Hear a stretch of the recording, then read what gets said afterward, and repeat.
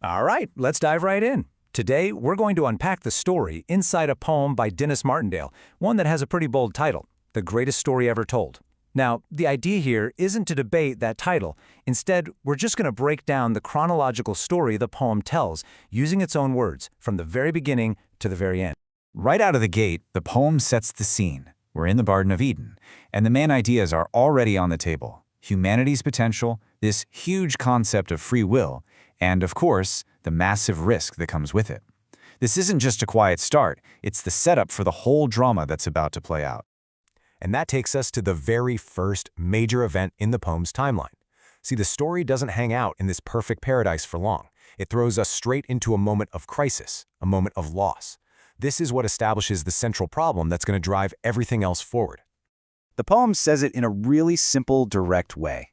This single moment, the fall and getting kicked out of paradise, well, that becomes the core problem. It creates this separation, this conflict, that the rest of this epic story is going to work to resolve. So we have our problem, but the poem immediately pivots to the first glimmer of a solution. It doesn't just leave humanity in despair. Instead, we start to hear the voices of prophets, and they begin talking about a rescue that's coming in the future. This here is basically the roadmap for the entire story we're exploring. We've just covered the fall. Next up are the prophets, then the Savior's arrival, the climax at the cross, the resurrection, and finally, how the message starts to spread through the church. You know, it's a classic story structure, right? Set up a problem, promise a solution, build to a huge climax, and then explore what happens after. It's one of the oldest and most powerful ways to tell a story. Now, before this Savior even shows up on the scene, the poem introduces a really crucial idea to understand his purpose. It says that the prophets taught that this person would be a substitute. In the world of the poem, this is how the debt from the fall could be paid, by someone else. This idea of one person stepping in for another is really the key that unlocks the logic of the whole story. And just like that, the figure they've been talking about arrives. The poem marks Jesus' arrival as the big turning point. It's not just a random event. It happens at God's appointed time, meaning it's the direct fulfillment of everything that was predicted. The promise of a solution is no longer just a promise, it's now a person. Okay, here we go. We're now at the dramatic and emotional peak of the entire story. Every single part of the narrative up to this point, the fall, the prophecies, the arrival, it's all been building toward this one pivotal moment. And notice how the poem just zooms right in, getting incredibly specific. It's not just a death, it's a death at a very particular place. By naming the hill called Calvary, the author takes this massive theological event and grounds it in a real physical location. It makes the climax feel so much more immediate and real. And right here, this is where the poem lays its central message right out on the table. According to the text, this isn't a tragedy, it's a fulfillment. The sacrifice is shown as both the completion of a prophecy and a deeply personal act. It's a direct line between that substitute we talked about and the individual. This is the poem's core explanation for what the cross is all about. But the story doesn't end with death, not at all. The poem quickly moves into its next big act, focusing on what happens after the climax on Calvary. And this is the chapter that turns the sacrifice from an ending into a brand new beginning. I just love the tone in this verse. The resurrection isn't described in some cold, boring way. Instead, we get this really powerful and natural metaphor, comparing the impossible act of rising from the dead to the simple, expected blooming of a rose.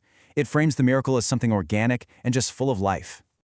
You know, a miracle is a powerful thing, but it's only as powerful as the story that gets told about it. And so the narrative shifts gears. It's no longer just about the actions of Jesus, it's about the message about Jesus. The poem shows the torch being passed to his followers, like St. Peter, who start preaching and explaining the meaning of everything that just happened. This is the moment the church is born. And that leads us into the final section of the poem, which does something really cool. It brings this ancient story all the way into the present day. It looks at how this message, first preached by the apostles, actually managed to survive and keep going. The poem then lays out this really clear, practical path for how anyone can join this ongoing story. It's not just some abstract idea, it's presented as a sequence. First, you hear the message. Then, you make a personal connection through prayer. Step 3 is to believe by faith. And finally, you make a public declaration through baptism. The poem makes a special point to emphasize just how long this narrative has been around. It flat out says that for almost 2,000 years, this message has carried on.